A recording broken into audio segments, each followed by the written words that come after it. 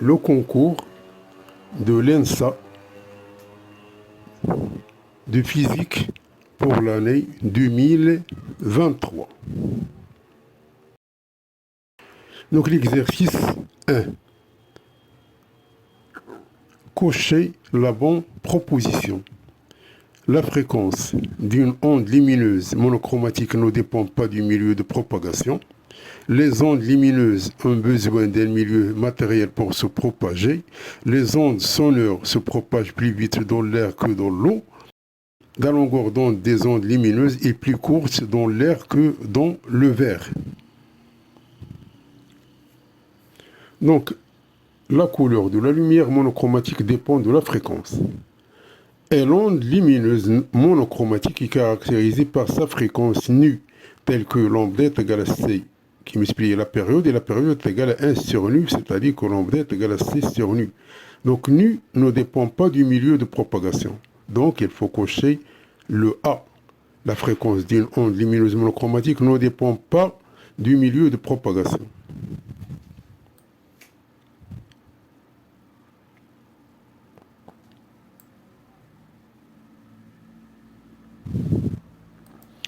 L'exercice 2, pour déterminer le diamètre d'un cheveu, on choisit d'utiliser le phénomène de diffraction des ondes lumineuses. On dispose alors de cheveux parallèlement au plan d'un écran d'observation distant de 1 mètre et on l'éclaire avec un faisceau laser de longueur d'onde 650 nanomètres. Grâce à ce montage, on a pu mesurer et représenter les positions XN des zéros d'intensité de la figure de diffraction. Observez sur l'écran, comptez par rapport au centre de la frange centrale. La question est, en exploitant cette courbe, donnez parmi les valeurs suivantes celle qui se rapproche le plus au diamètre du cheveu. C'est-à-dire qu'on a une onde, elle va être interférée sur l'écran. Voici la frange centrale et il y a d'autres franges. Donc ça, ils ont été scintillisés, c'est-à-dire ils ont été illustrés par des points. Donc on veut l'épaisseur, c'est-à-dire l'épaisseur de ce qu'on appelle un cheveu. Donc la procédure est la suivante. Donc on a sinus de θ égale à peu près à θ égale à lambda sur E. Donc ça c'est la définition de la diffraction. Et on a tangente de θ qui est à peu près égale à θ, elle est égale à L sur 2 sur D. Donc ça c'est L, c'est le diamètre de la tâche, ça c'est la moitié. Et ça donc c'est ça, c'est un triangle rectangle. Donc tangente de θ est égale à L sur 2 sur grand D.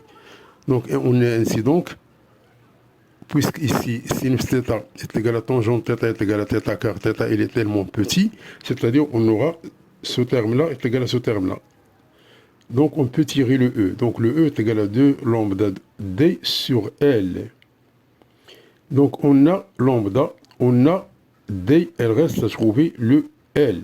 Donc d'après la courbe ici, donc voici les tâches, c'est-à-dire ces tâches, lorsqu'on va projeter ici, on va trouver qu'à peu près est égal à 0,425, parce que ça c'est 0, ça c'est 1. Donc à peu près, pour moi je vois que il est à peu près égal à 0,85. Donc chacun est libre, vous pouvez utiliser une règle et mesurer cette distance-là, puis essayer de tout simplement de projeter ce point-là sur cette partie-là. Pour voir, ça c'est le diamètre, donc d'ici jusqu'ici c'est le diamètre. Donc ça c'est la frange centrale, ça ce sont les XL. Lorsque je prends le L sur 2, puisque ça c'est L sur 2, ça c'est L sur 2, et ça c'est L sur 2. Donc le L, elle est égale 2 fois, si on dit, c'est-à-dire cette mesure-là,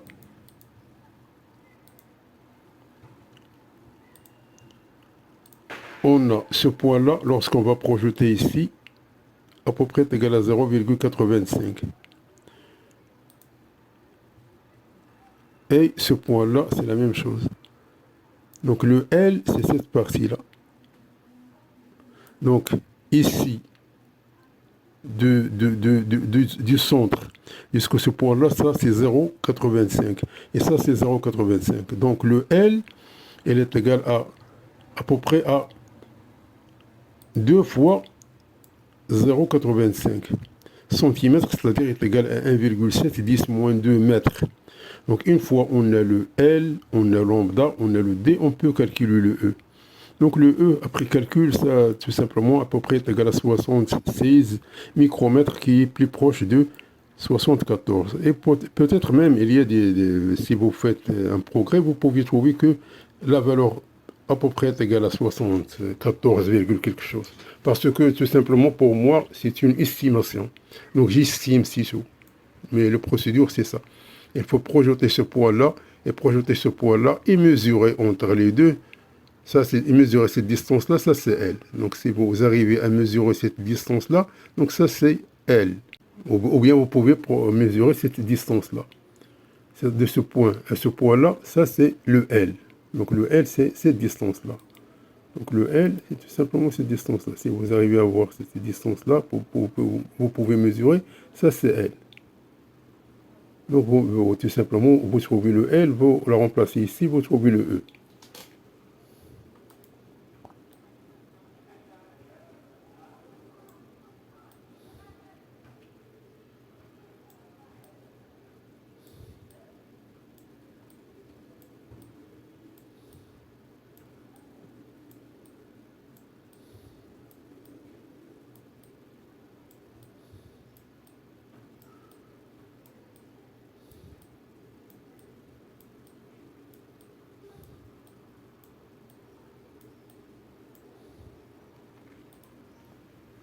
L'exercice 3. On considère le circuit RC.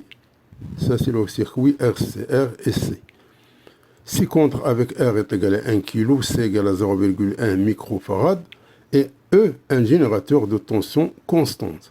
Donc le condensateur, il est initialement déchargé, car il n'est pas branché encore avec la source de tension.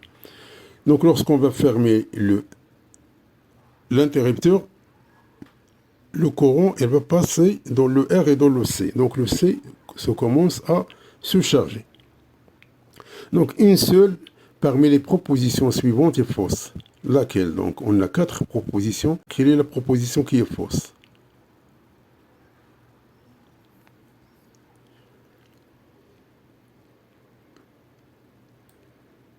Donc on a le B et le C.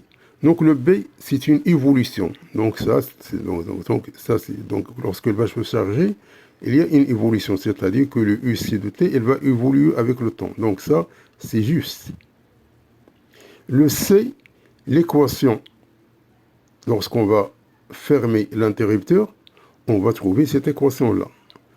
Donc ça, c'est tout simplement ce qu'on appelle la loi d'addition des tensions. Donc ça, on va trouver l'équation ici. On va trouver cette équation-là. C'est-à-dire que le C, elle est juste. Donc le B, elle est juste. Le C, elle est juste. Le D, lorsqu'on ouvre l'interrupteur à T égale à 5 secondes, l'intensité du courant dans le circuit, elle est nulle.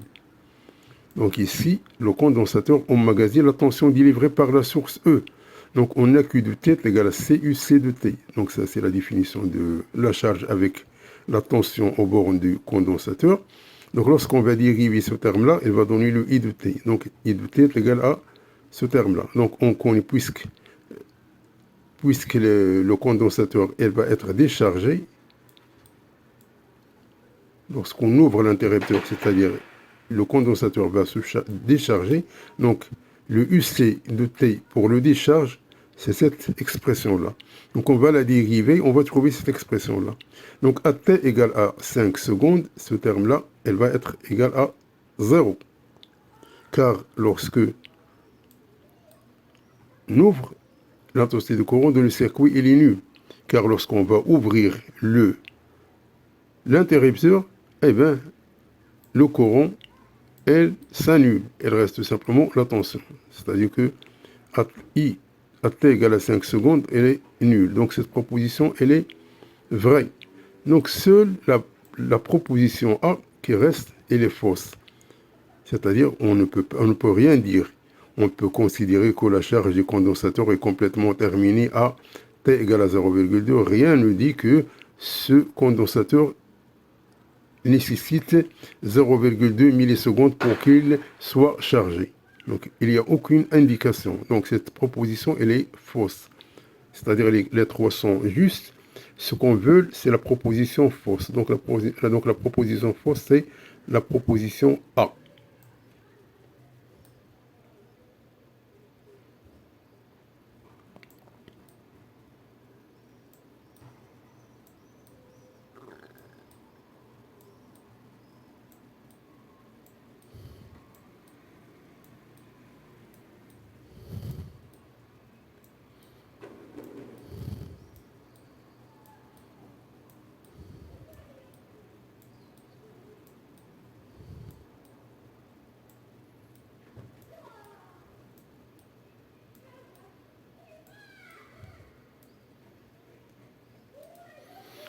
L'exercice 4. On considère une bobine longue de longueur L égale à 0,4 mètres, constituée de 200 spires jointives et traversée par un courant d'intensité I constante. Ça, c'est le I efficace, qui est égal à 2 ampères. Donc, la valeur de champ magnétique créé au centre de la bobine est proche de. Donc, ça, c'est l'expression de D, c'est-à-dire le champ magnétique créé au sein d'une bobine. Donc ça, c'est lambda 0, ça, ce qu'on appelle la perméabilité magnétique du vide. Elle est donnée par l'expression 4pi10-7. Et le N, c'est le nombre de spires ici, on a 200. Et le I, c'est le courant qui traverse la bobine. Et le L, c'est sa longueur. Donc tout simplement, c'est une application numérique. On va trouver qu'elle est égale à peu près à 1,3 millitesla. C'est-à-dire c'est D.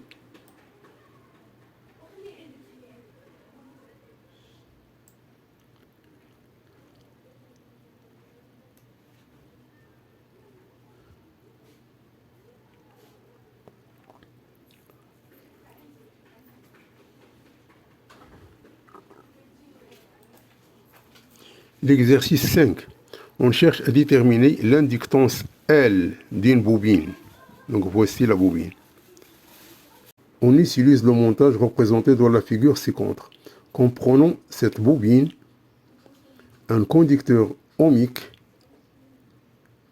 R égale à 1,5 kΩ, un GBF, c'est-à-dire un générateur à basse de fréquence, qui délivre une tension triangulaire de période T et un interrupteur K. Un oscillateur permet de visualiser les deux tensions UB de T, c'est-à-dire la tension aux bornes de la bobine, et UR de T, la tension aux bornes de la résistance ohmique. Donc, quelle est la relation qui lie la tension aux bornes de la bobine à la tension aux bornes de la résistance, parmi les 4 propositions ici?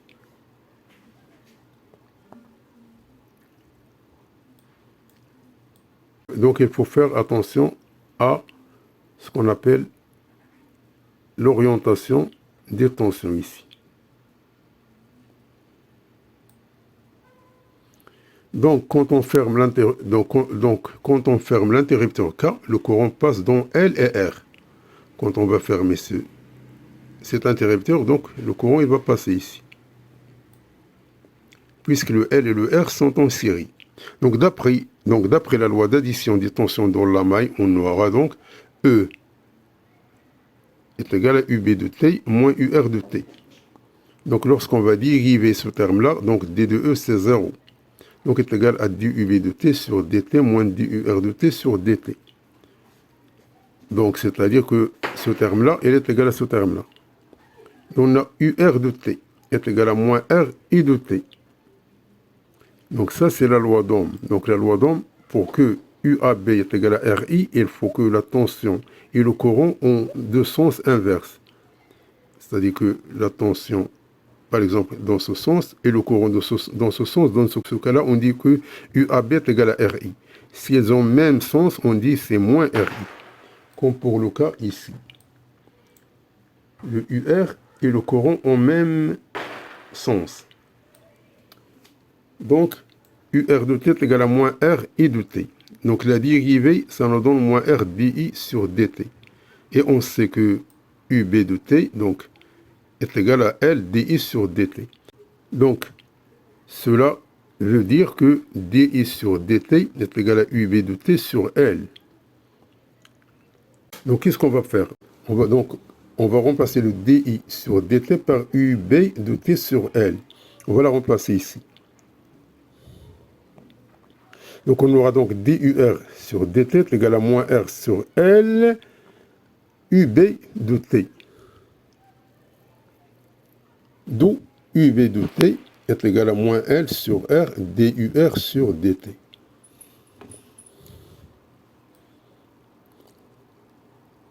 Donc, il faut cocher la réponse C.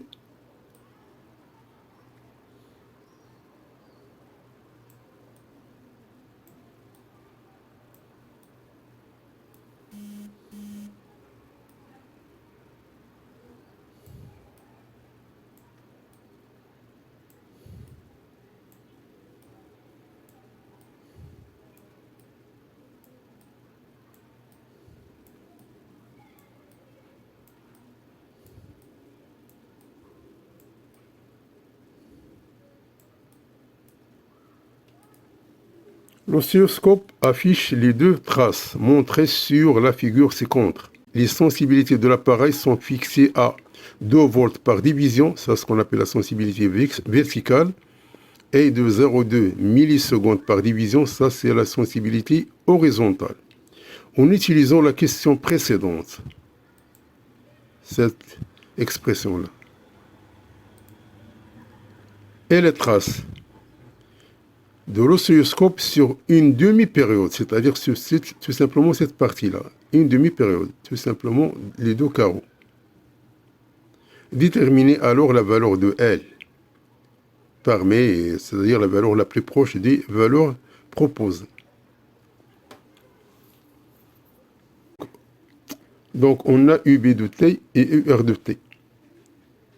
La sensibilité horizontale, c'est 0,2 millisecondes par division. Ça, c'est concernant la sensibilité horizontale. Et la sensibilité verticale, c'est 2 volts par division. Et on a la relation UB de T est égale à moins L sur R, DUR sur D de T. Et on veut calculer le L dans une demi-période. Donc, cette relation-là se transforme en delta U R de T sur delta T est égal à moins R sur L UB de T. Donc, on a delta UR de T. Delta UR de T, quoi est égal? Donc, on a ici 6 divisions. 1, 2, 3, 4, 5, 6. Donc, on a 6 divisions qui multiplient par 2 volts par division. C'est-à-dire, c'est 12 volts sur le temps. Donc, le temps ici, c'est quoi? C'est 2 carreaux. Donc, 2 carreaux qui multiplient par 0,2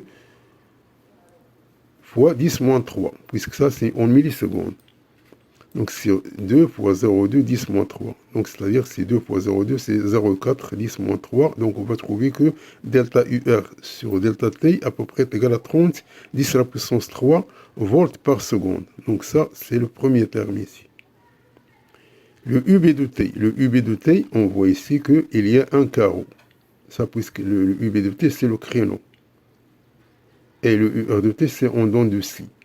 Donc ça, mais elle est négative, puisque l'axe en pointillé, c'est l'axe de mesure. C'est-à-dire qu'on a ici un carreau, mais négatif. C'est-à-dire qu'on a une moins une division, qui multiplie par 2 volts par division, c'est-à-dire est égal à moins 2. Donc on a moins une division, qui multiplie, ça c'est moins une division ici. C'est moins une division, qui multiplie 2 volts par division. C'est-à-dire qu'il est égal à peu près égal à moins 2 volts.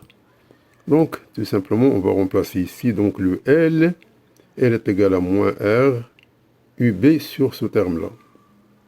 Donc on a le R est égal à 1,5 kilo-ohm, c'est-à-dire on va multiplier par 10 à la puissance 3. UB c'est moins 2. Delta UR sur delta T est égal à 30, 10 à la puissance 3. Donc on simplifie, on va trouver que à peu près est égal à 0,1. Donc ça, le moins avec le moins est disparu, il reste 0,1 Henry.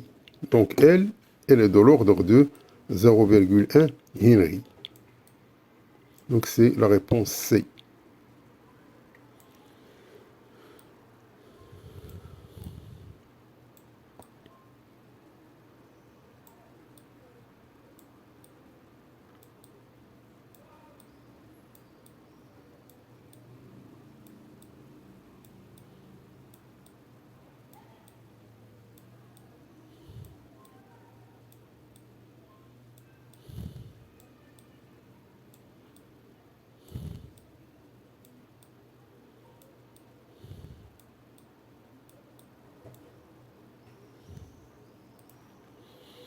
L'exercice 6, on considère un circuit RLC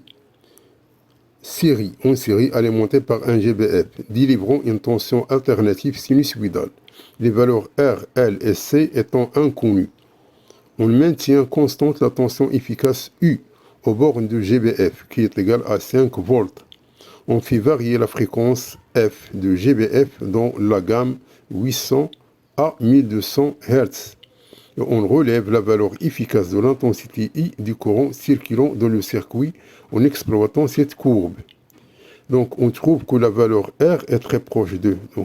Donc trouver la valeur de R. Donc d'après cet énoncé, quelle est la valeur de R? Puis quelle est la valeur du facteur de qualité?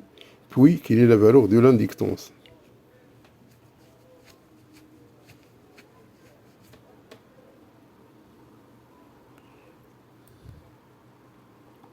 Donc, puisque le R, le C et le S sont en série, donc on va appliquer la loi des mailles. Donc dans cette maille, on a E est égal à R est égal à UR plus UC plus UL. Ça c'est E.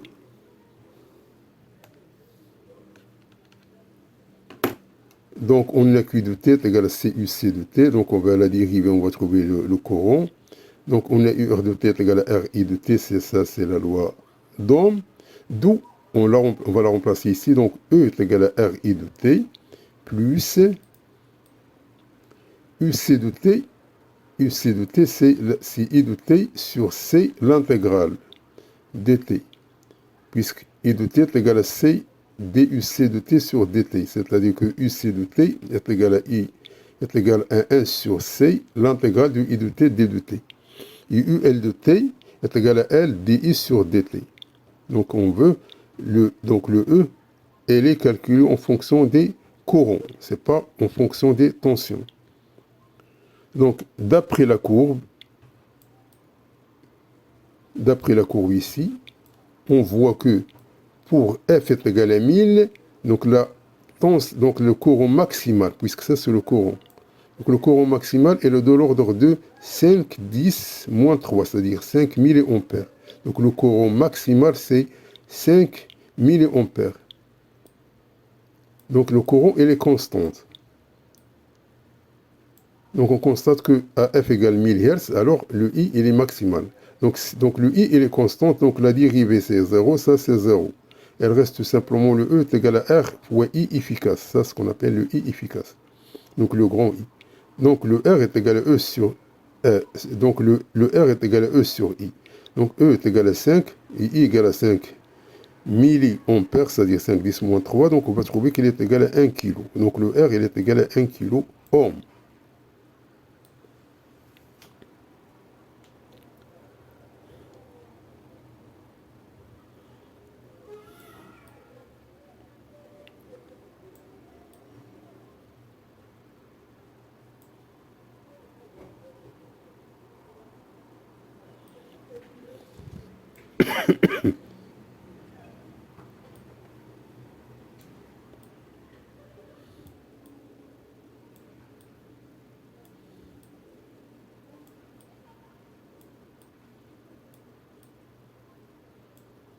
Maintenant, on va calculer ce qu'on appelle le facteur de qualité. Donc le facteur de qualité, c'est tout simplement, c'est un terme Q qui est égal à F0 sur delta F. Delta F s'appelle la bande passante. Donc ça s'appelle la bande passante. Il faut trouver la bande passante. F0, on la connaît. Il faut trouver ce qu'on appelle la bande passante. Donc la bande passante, comment on calcule? Tout simplement, on va voir. Donc on a le Imax, qui est égal à 5, 10 moins 3. Pour F0 est égal à 1000 Hz. Donc, on va prendre cette valeur-là, on va la diviser par racine de 2 pour avoir ce qu'on appelle l'intensité efficace. Donc, si Imax, ça c'est Imax, Imax sur racine de 2. Elle va nous donner 3,5 mA.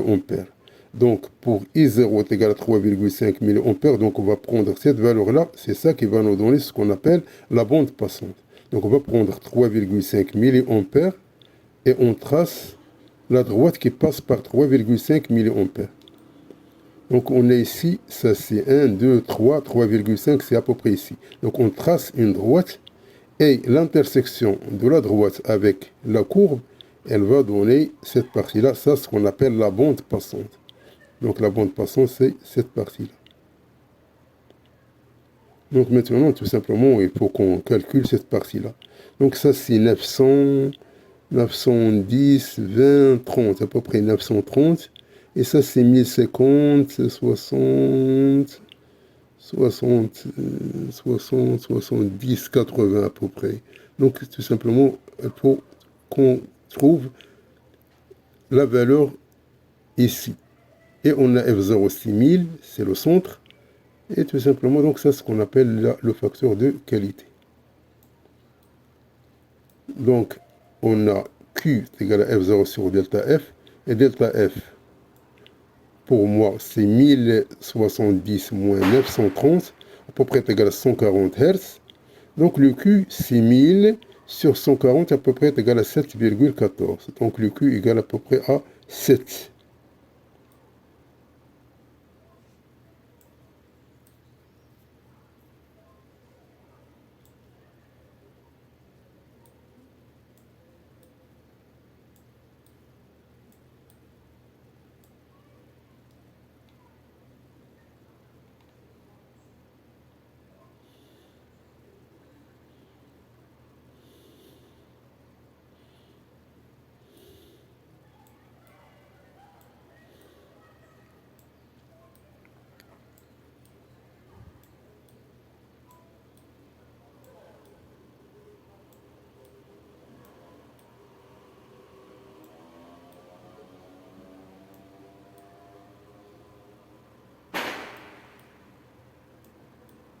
Puis, trouver ce qu'on appelle le L. Donc, le L, c'est simplement la relation. Donc, on a delta F est égal à R sur 2 pi L. Et on a delta F égal à 140 Hz. Et on a R est égal à 1 kg. Donc, c'est simplement, donc le L, c'est simplement, on va le remplacer ici. C'est-à-dire, c'est 1 kg, c'est 1000. Et 140, et pi est égal à 3,14. Donc, on va trouver que le L, à peu près, est égal à 1,1 Henry.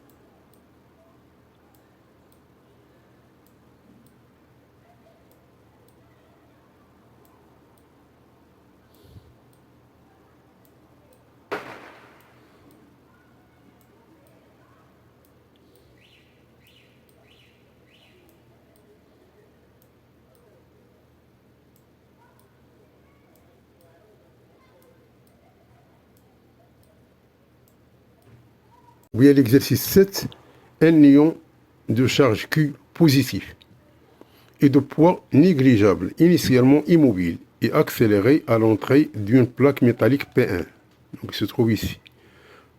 Portant un potentiel électrique U1. Donc, le potentiel ici, c'est U1. Donc, le Q positif qui est entré ici, elle va être déplacée au point P2, où le potentiel c'est U2. Donc à l'arrivée de P2, la vitesse de la particule, quelle est son expression lorsqu'elle va arriver de P2 en provenant de P1 avec une vitesse qui est nulle, puisqu'il est initialement immobile. Donc tout simplement, on va appliquer ce qu'on appelle le théorème de l'énergie cinétique entre la plaque P1 et la plaque P2. Donc, puisque les frottements sont négligeables, donc elle reste tout simplement soumise à ce qu'on appelle au champ électrique, ou bien il y a la force électrique. Ici, il y a tout simplement la force électrique. Donc, puisque le poids il est négligeable devant la force électrique, c'est-à-dire qu'il y a un champ électrique qui règne ici. Donc, on est 1 demi m Vp2 au carré moins 1 demi m Vp1 au carré est égal au travail de la force électrique, qui est égal à moins Q, puisque moi, tout simplement, je mets moins Q. Normalement, donc le Q, il est positif, c'est-à-dire qu'il est égal à Q, U1 moins U2, ou bien moins Q, U2 moins U1. C'est la même chose. Donc, il est égal à Q, U1 moins U2. Et puisqu'il est immobile, donc cette partie-là, donc cette vitesse, elle est égale à 0. Elle reste tout simplement, cette expression-là est égale à celle-là. Donc, on déduit que VB2 au carré est égal à 2Q sur M. Donc, VB est égal à la racine. Donc, voici la vitesse de la charge positive lorsqu'elle va arriver à la plaque P2.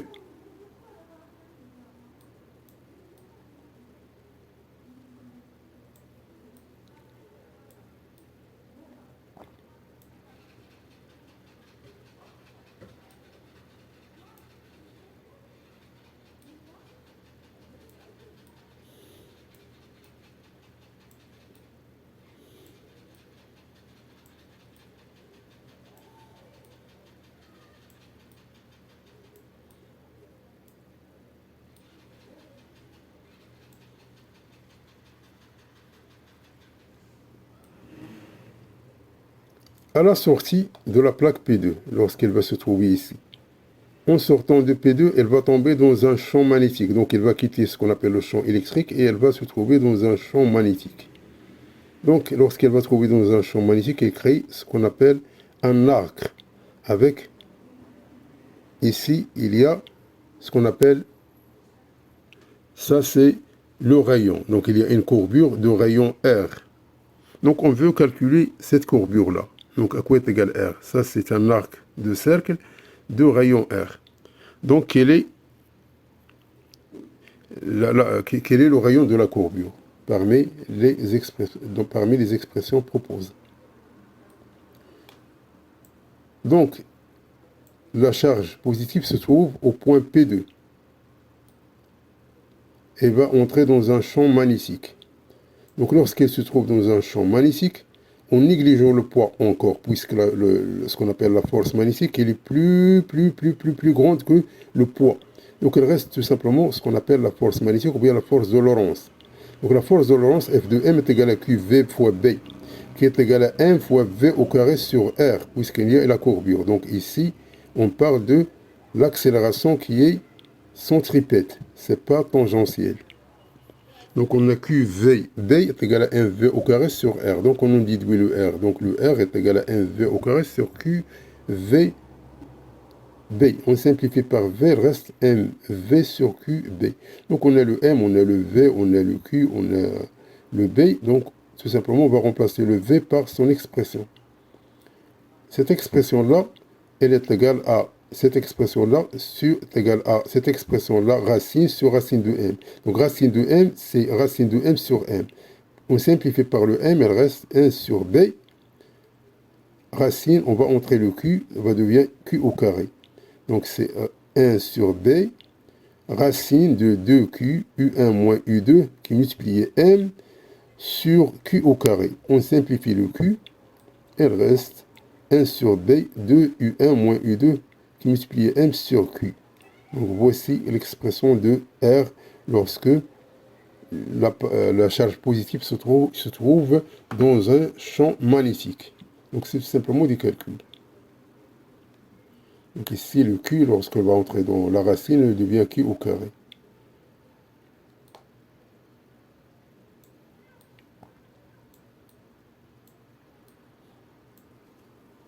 Donc ça s'appelle la force magnétique ou bien la force de Lorentz. Donc elle a une relation avec l'accélération centripète, c'est-à-dire l'accélération qui est perpendiculaire à l'accélération tangentielle.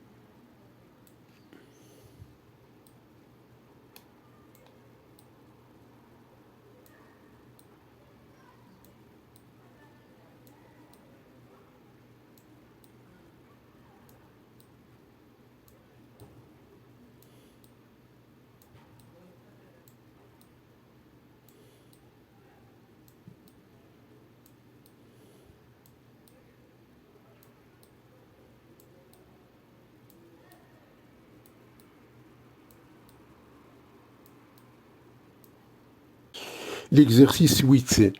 L'une des extrémités d'un ressort de raideur K est fixée à un mur et l'autre est comprimée des longueurs petit d. Donc il est comprimé, il est compressé pour qu'il puisse lancer la bille, pour qu'il décrit cette trajectoire. On place alors une petite bille de masse m à la partie libre du ressort. À t égale à 0, on libère brusquement le ressort qui se détend et pousse la bille vers une piste sous forme d'une rampe verticale et circulaire AB, de rayon R et d'angle alpha. On suppose que tous les déplacements de la bille se font sans frottement, donc il n'y a pas de frottement, et se déroulent dans un repère orthonormé qui est fixé au laboratoire, donc on peut l'estimer à un repère galiléen. Donc quelle doit être la valeur minimale de la constante de Rieder pour que la bille quitte la piste au point B?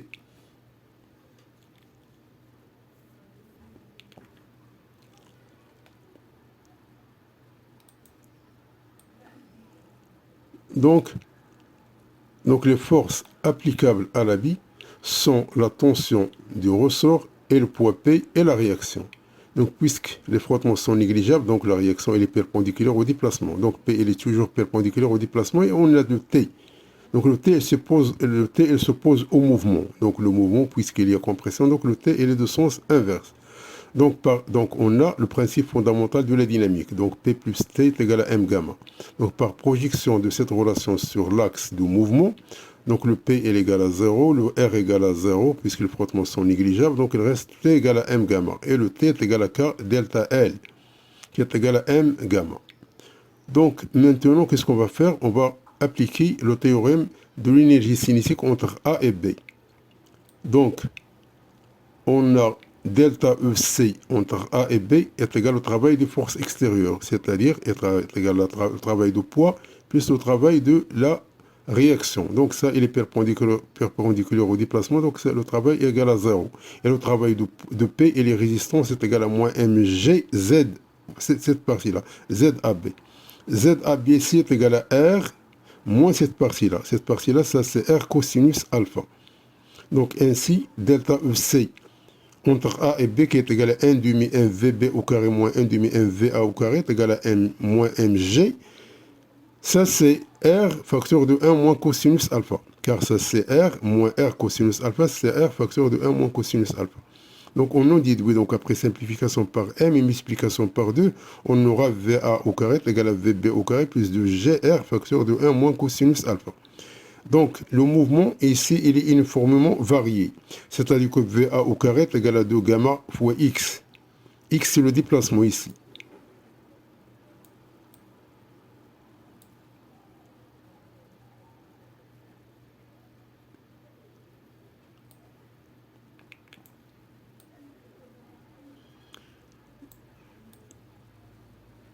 Donc, on a VA au carré est égal à 2 gamma X, c'est-à-dire que gamma est égal à VA au carré sur 2X. Donc, on va la remplacer dans la partie où il y a K delta L est égal à M gamma.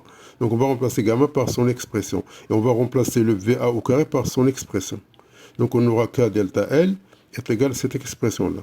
Lorsque l'habit arrive au point B, donc sa vitesse, elle est nulle. Et de plus, l'angle, est égal à pi sur 2. Donc le alpha est égal à pi sur 2.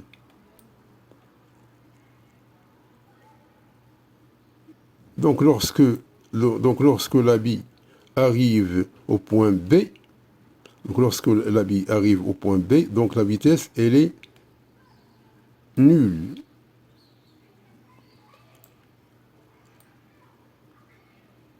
Donc la vitesse, donc lorsque l'habit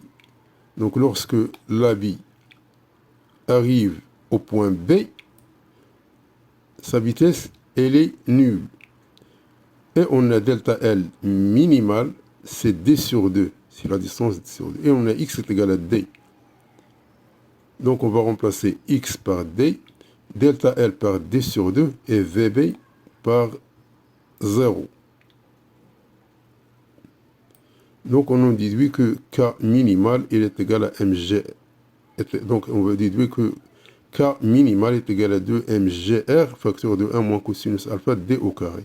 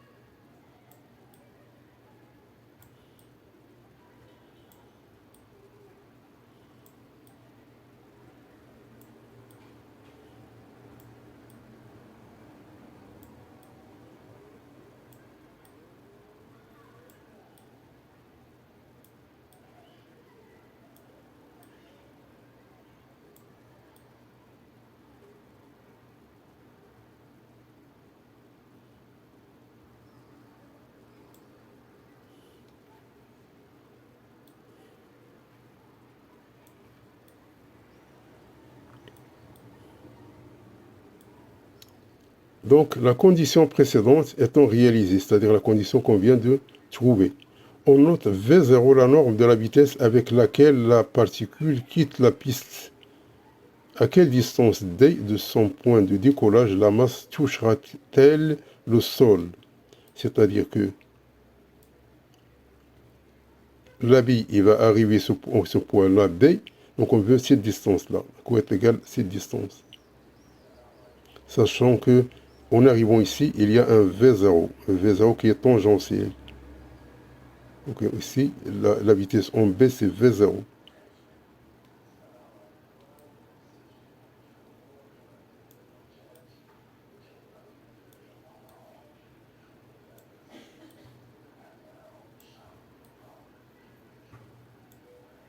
Donc, en arrivant à B, on a un V0, donc on va la projeter, elle va donner V0 cosinus alpha, V0 sinus alpha.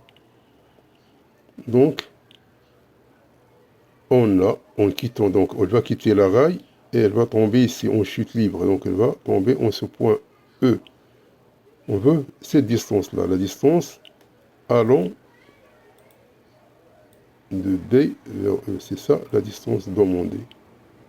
C'est ça le D.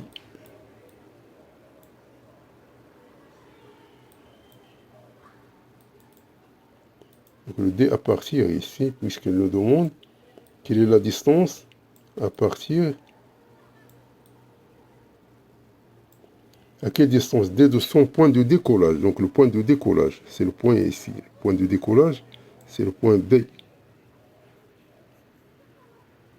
Elle va toucher le sol.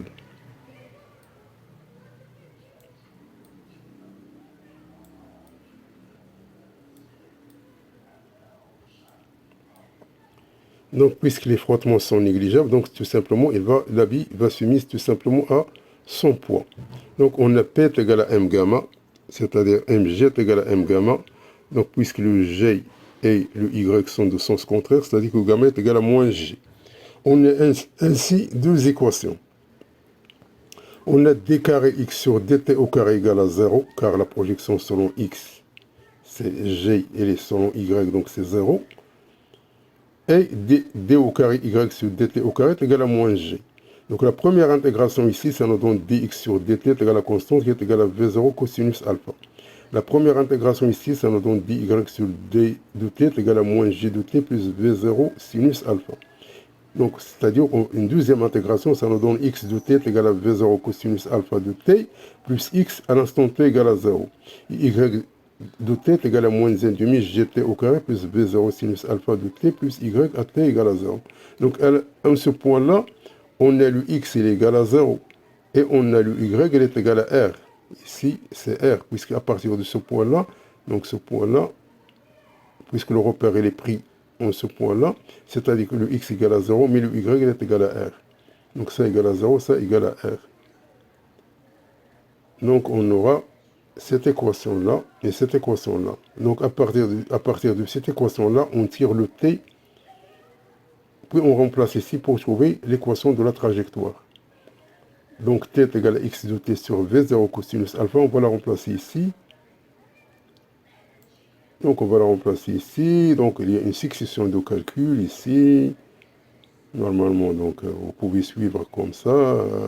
Il faut faire attention, tout simplement, puisque il faut connaître que sinus de 2 alpha, c'est 2 sinus alpha cosinus alpha.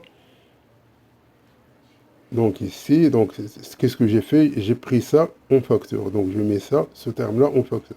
Donc c'est lorsque je mets ce terme-là en facteur, donc il reste x carré. Ça, donc je le multiplie par 2, v0 cosinus carré alpha sur g. Ça, je le multiplie encore, donc ça donne ce terme-là, puisque je mets ça en facteur. Donc est égal à cette expression-là. Donc ça, après simplification par cosinus alpha est égal à ce terme-là. Ce terme-là, 2 cos alpha sinus alpha, c'est sinus de 2 alpha. Donc est égal à ce terme-là. Donc lorsque la bille arrive au point E, c'est-à-dire lorsqu'il touche le sol, ici, son ordonnée, elle est égale à 0. C'est-à-dire, lorsqu'il arrive ici, le y égale à 0. Donc le y égale à 0, c'est-à-dire que ce terme-là, il est égal à 0. Donc ce terme-là, il est égal à 0. Donc, lorsqu'il va arriver au point E, qui a de coordonnées x, d et 0, donc ça est égal à 0. Donc ce terme-là, il est égal à 0. Donc on a ce terme-là, donc tout simplement on calcule le delta, donc delta, puis on va prendre la valeur positive, c'est-à-dire ça c'est delta, ça c'est delta. Après exploitation, ça nous donne ce terme-là. Donc, ça c'est toujours, ça c'est delta. Ça c'est delta, delta jusqu'ici. Donc c'est des calculs. Donc le x est égal à moins b, moins racine de delta sur 2a. Donc moins b. Moins b, c'est-à-dire moins ce valeur-là, c'est-à-dire c'est positif. Moins, ça c'est, donc on va prendre cette valeur-là, ça c'est moins b, racine de delta, donc racine de ce terme-là. Donc racine de ce terme-là. Donc ça nous donne V0 sinus de 2 alpha sur G plus V0, puisque c'est la racine ici, ça nous donne ce terme-là, et racine de ce terme-là. Donc ça nous donne, après on va mettre cela en facteur. Donc ça nous donne ce terme-là plus racine. Donc le calcul, il va donner cette expression-là. Et cette expression-là, ça n'a rien à voir avec ce qui est donné, car on ne trouve pas cette expression-là. Je ne sais même pas, est-ce que j'ai commis une erreur, ou bien les solutions sont mal formatées. Donc parce que moi j'ai trouvé ici 2 sinus carré alpha sur 2. Donc dans la solution la plus proche, il y a tout simplement V0 au carré cosinus carré alpha sur 2. C'est-à-dire que je n'ai pas trouvé la même valeur.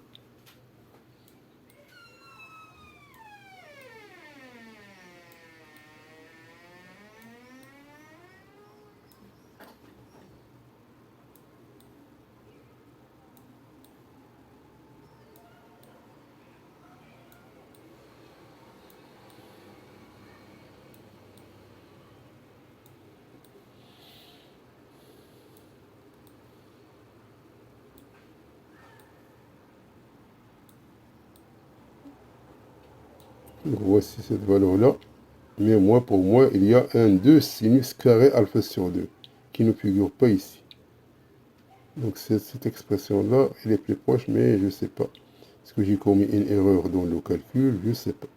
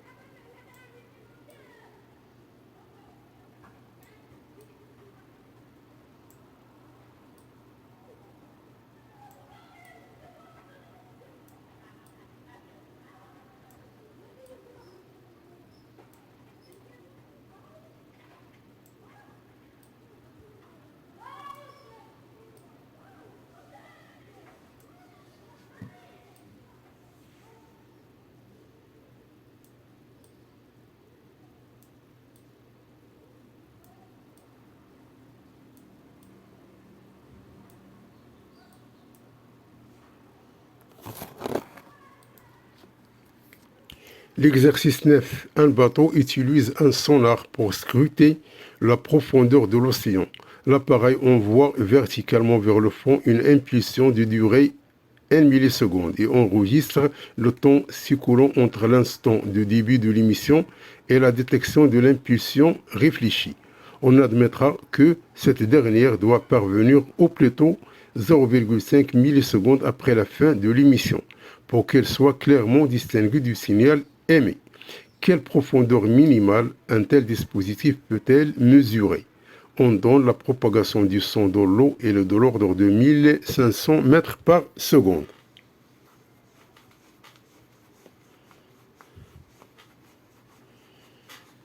Donc, concernant le sonar, donc le processus, il se fait de cette façon-là. Donc, pour calculer la profondeur de l'océan à un endroit donné, alors, à cet endroit, c'est-à-dire si on veut mesurer la profondeur à cet endroit-là, alors en multipliant la moitié du temps, donc le temps ici écoulé, c'est 0,5 millisecondes, entre, c'est-à-dire c'est le temps écoulé entre l'émission et la réception. C'est 0, donc on va prendre le 0,5 millisecondes, on va la diviser par 2 et on va la multiplier par la vitesse ici. Donc c'est-à-dire on aura donc, puisque ça c'est 0,5 10 moins 3, c'est-à-dire c'est 5 10 moins 4 divisé par 2, qui multiplie par 1500, ça en donne 0,375 mètres. Donc ça, c'est cette valeur. Donc ça c'est le principe du sonar.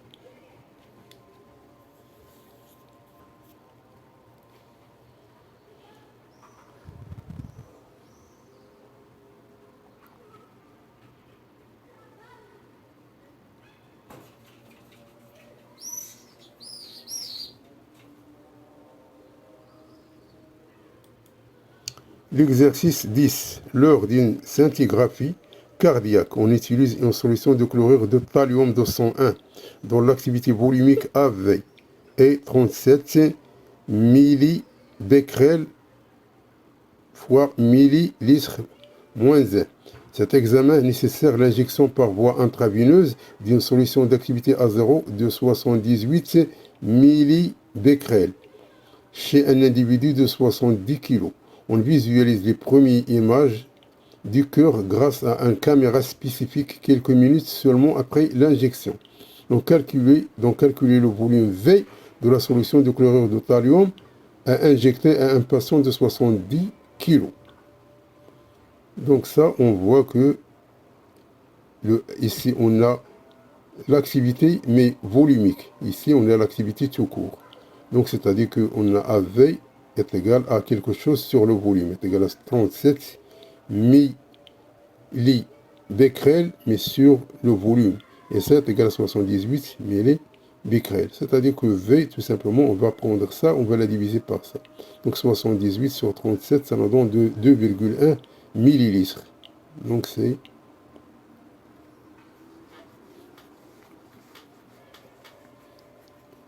On estime que les résultats de l'examen sont exploitables tant que l'activité du traceur est supérieure à 3 millibecquerels.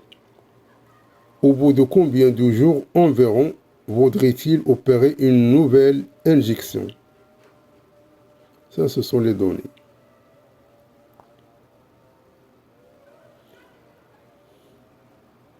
Donc, lorsque l'activité de bien est égale à 3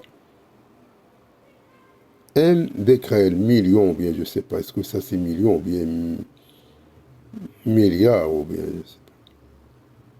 Donc 3, donc au lieu de cette valeur-là, ça, tout simplement, ça c'est A0, et le A c'est 3 millibecquerels, ou bien. Donc ça n'a rien à voir. Donc ça, c'est tout simplement pour trouver le volume. Donc ça, elle est éliminée. Il reste tout simplement une relation entre cette activité et celle-là. Donc on a A est égal à A0E moins lambda de T, et on sait que lambda est égal à ln de 2 sur T1 demi. Donc on a donc A est égal à A0, on va remplacer lambda par ln de 2 sur T1 demi fois T. Donc on va inverser. Donc on a A0 sur A, ça devient positif. Tout simplement on a inversé. Et le A0 c'est 78 et le A est égal à 3. Donc ça nous donne 26. Donc 26 est égal à ce terme-là, c'est-à-dire ça, ln de 2 c'est 0,7, ça c'est 3. Ils ont nous donné ici le T, le demi-vie de thallium est de 3 jours. Et ln de 2 égale à 0,7. Ça, ça n'a rien à voir avec l'exercice. Ça, oui. Mais ln de 12,3, ça n'a rien à voir avec l'exercice. Donc on aura donc ln, donc on va prendre le ln, donc ln de 26 est égal à 0,7 sur 3 pour t. Et ln de 26, ils ont donné est égal à 3,3. Donc d'où on calcule le t, c'est 3 fois 3,3 sur 0,7, il nous donne 14 jours. Donc après 14 jours, il faut faire une injection de thallium chez la personne qui souffre de ce qu'on appelle anomalie cardiaque. Donc la réponse c'est B.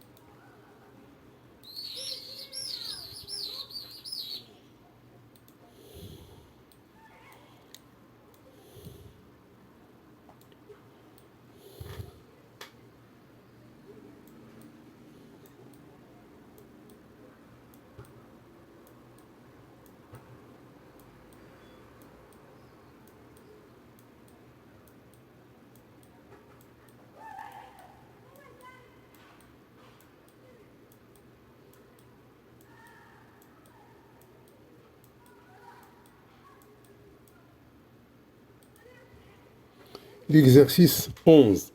Les lentilles de contact doivent être décontaminées et nettoyées après usage. Une solution d'eau oxygénée peut être utilisée à cet effet.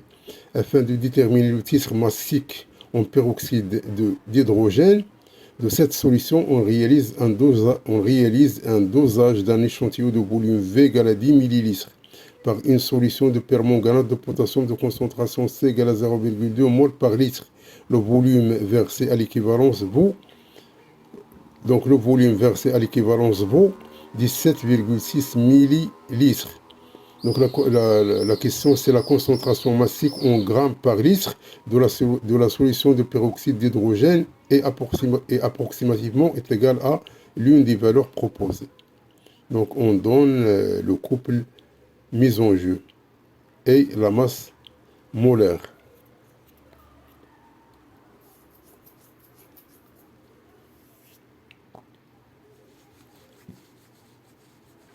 Donc on a deux demi-équations redox. On a H2O2, le couple H2O2, il donne O2 plus 2 dans un milieu acide plus 2H plus 2 électrons, et le permanganate dans un milieu acide, il donne cette équation-là. Donc ça, ce sont deux demi-équations redox. Donc l'équation globale, donc on voit ici qu'on a ici 5, ici on a 2. Donc il faut qu'on multiplie ça par 5, il faut qu'on multiplie ça par 2. Puis on va faire la somme, on va trouver cette équation-là. C'est l'équation bilan. Donc, cette équation-là nous donne que le nombre de moles de Mn au 4- sur 2 est égal au nombre de H2O2 sur 5. C'est ce qu'on appelle les coefficients stéichiométriques. Donc, on a le nombre de moles ici sur 2 est égal au nombre de moles ici sur 5. C'est-à-dire que NH2O2 est égal à 5 demi C fois V. Donc 5 demi, puisque C nous en donne 0,2, et le volume est égal à 17,6 millilitres, c'est-à-dire on va multiplier par 10 moins 3. On va trouver que ceci, elle est égal à 88, 10 moins 4 mol. Donc le N, c'est la masse sur la masse molaire. Et la masse molaire, c'est tout simplement, c'est 34, puisque ça c'est 16 fois 2, c'est 32, et plus 2, ça fait 34. Donc la masse est égale à 88, 10 moins 4, qui multiplié par 34, ça nous donne 2992, 10 moins 4 grammes. Donc ce qu'on veut, c'est la concentration massique, c'est-à-dire il faut qu'on divise cette valeur-là par le volume. Donc en divisant par le volume, elle va se trouver que à peu près est égale à 17 grammes par litre. Donc la valeur la plus proche, donc la valeur la plus proche des valeurs proposées, c'est 15 grammes par litre. Donc ainsi, donc C de H2O2 massique est de l'ordre de 15 grammes par litre.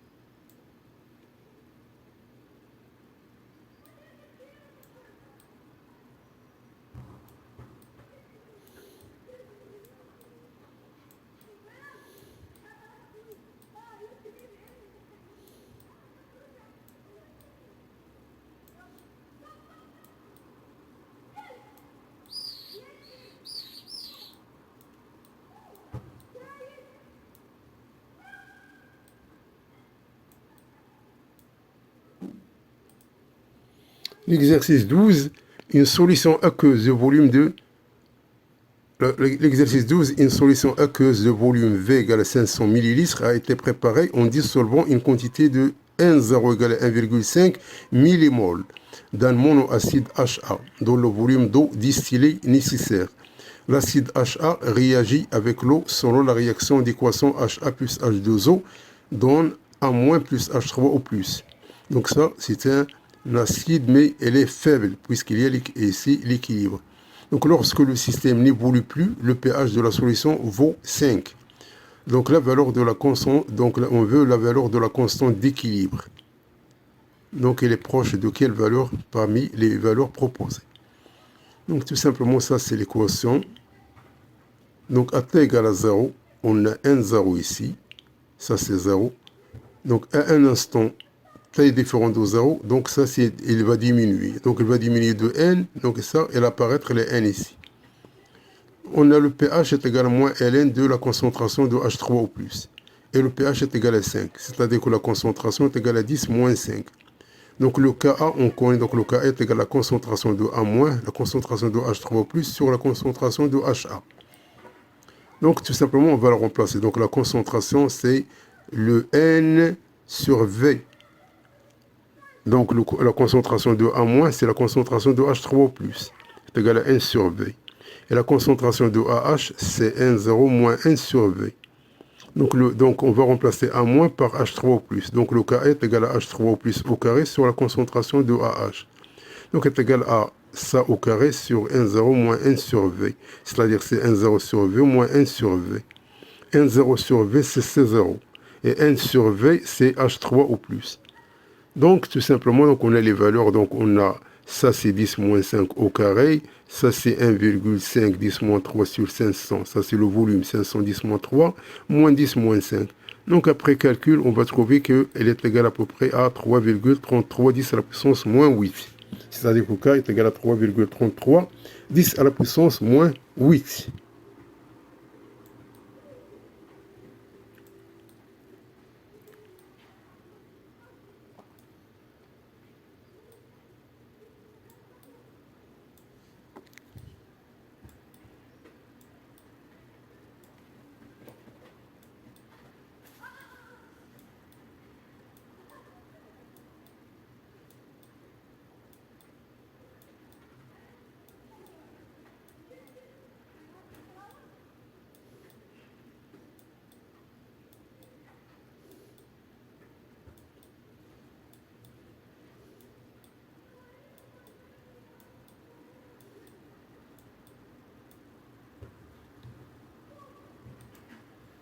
L'exercice 13, on réalise l'électrolyse de 250 millilitres d'une solution de chlorure de fer 3, c'est-à-dire Fe3 plus 3Cl-. De concentration C égale à 2, 10 moins 2 mol par litre dans un tube en U. Avec des électrodes de graphite, on obtient un dégagement de dichlore à une électrode, division Fe de plus, c'est-à-dire le fer 2, à l'autre électrode. L'électrolyse dure un quart d'heure.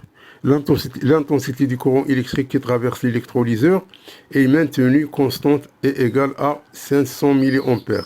La température est de l'ordre de 27 degrés C et la pression vaut 1 10 à la puissance 5 pascal. L'équation de la réaction, c'est 2Fe3 plus 2Cl- donne 2Fe2 plus Cl2 gaz. Donc, quelle est en coulomb la quantité d'électricité mise en jeu?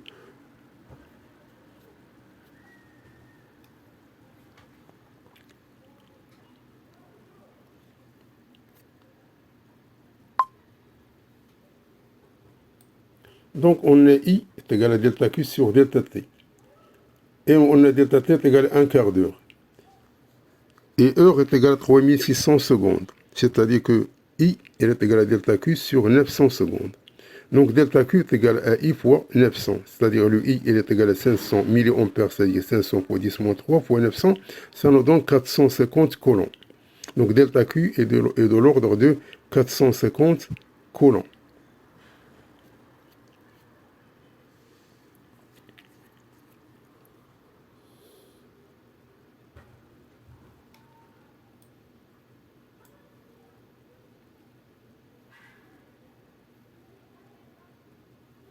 Quel est le volume de dichlore qui s'est dégagé? On donne le Faraday, on donne la constante R, on donne le T. Ça, c'est l'expression de T pour convertir le degré C en Kelvin. Donc ça, on a la demi-équation redox du fer, on a la demi-équation redox du chlore. Puis, ça, c'est l'équation globale. Lorsqu'on va ajouter A à B, on a l'équation globale. Donc, on a le N, le nombre de moles est égal à delta Q sur N0F. Le N0, c'est le nombre des électrons échangés. Ici, c'est 2.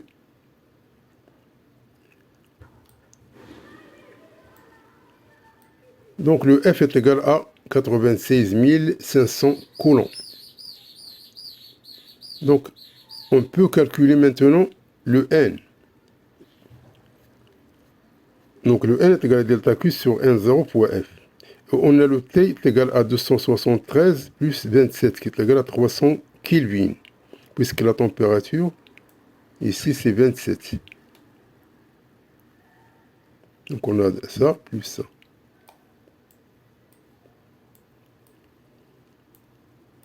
on a le R est égal à 8,32 joules mol moins 1 Kelvin moins 1. Et on a P est égal à 10 à la puissance 5 pascal. Donc ça c'est ce qu'on appelle l'équation des gaz parfaits. PV est égal à nRT.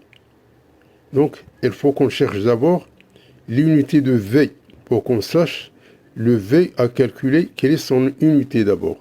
Donc on a le V est égal à nRT sur P. Donc les dimensions ou bien l'unité de V, c'est l'unité de N pour l'unité de R pour l'unité de T sur P. Donc le N, c'est le mol. Le R, c'est joule, mol moins 1, Kelvin moins 1. Et T, c'est Kelvin.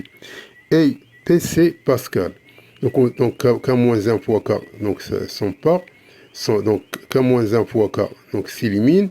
Mol moins 1 fois mol s'élimine. Il reste joule sur Pascal. Le joule, c'est le travail, c'est la force pour le déplacement. C'est le newton fois mètre. Et le pascal, ça c'est la pression, c'est la force sur la surface. La surface c'est en mètres carrés. Donc on simplifie par N, elle reste en mètres cubes. C'est-à-dire que le volume qu'on va trouver, elle est en mètres cubes. Donc on a PV est égal à nRT, d'où N est égal à PV sur RT. Donc on a deux expressions de N. On a N est égal à PV sur RT et on a N est égal à delta Q sur N0F, avec N0 est égal à 2. Et delta Q, on a déjà trouvé, est égal à 450 coulombs.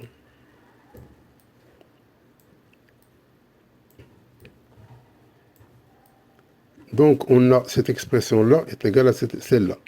Donc on déduit le V. Donc V est égal au produit des extrêmes sur le produit des moyens. Donc on va tout simplement trouver, après calcul, est égal à 58, 10 moins 6 mètres cubes. Donc on sait que 1 litre est égal à 1 décimètre cube. Et 1 décimètre cube est égal à 10 moins 3 mètres cubes. C'est-à-dire que 1 millilitre c'est 10 moins 3 litres. Donc 10 moins 3 litres, c'est-à-dire c'est 10 moins 3 litres, c'est-à-dire c'est 10 moins 3 fois 10 moins 3 mètres cubes. C'est 10 moins 6 mètres cubes. C'est-à-dire que 10 moins 6 mètres cubes, c'est 1 millilitre. Donc autrement dit, donc le V, c'est 58 millilitres.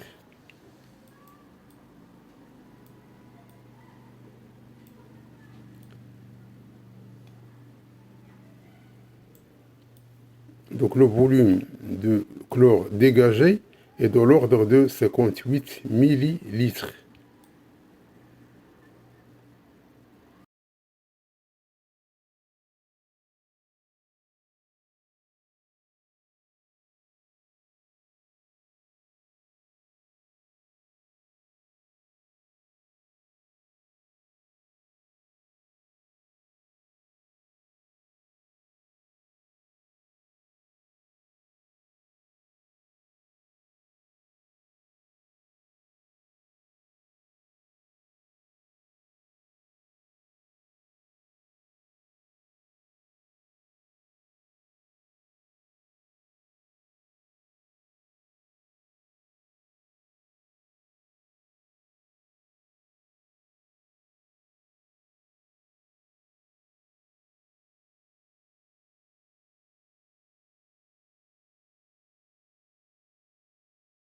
Donc merci d'avoir suivi ce vidéo et à la prochaine pour un nouveau vidéo cordialement.